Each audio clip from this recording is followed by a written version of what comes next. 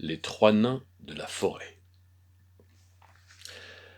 Il était un homme dont la femme mourut, et une femme dont le mari mourut. Et l'homme avait une fille, et la femme avait une fille. Les petites filles se connaissaient et allaient se promener ensemble et rentraient ensuite à la maison de la femme.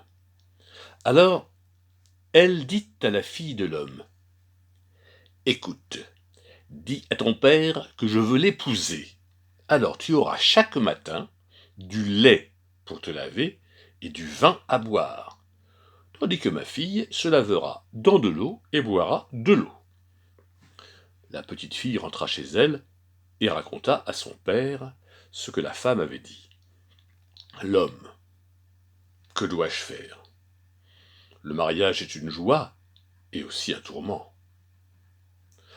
Pour finir, comme il ne parvenait pas à se décider, il retira sa botte et dit: « Prends cette botte, la semelle en est percée. Va avec au grenier, pends-la au gros clou et verse de l'eau dedans.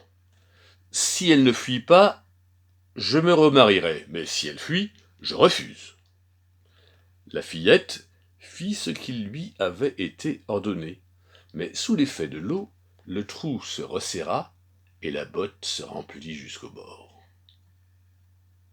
Elle rapporta à son père ce que le sort avait décidé.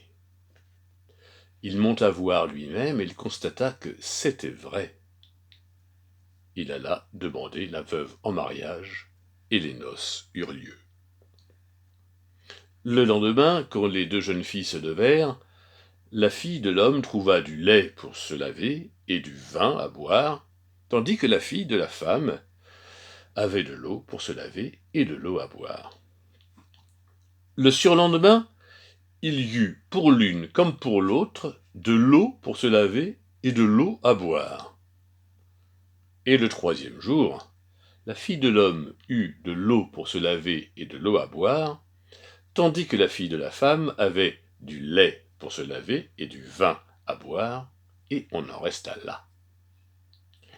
La femme se mit à détester cordialement sa belle-fille, et ne sut qu'inventer pour lui rendre la vie de plus en plus dure.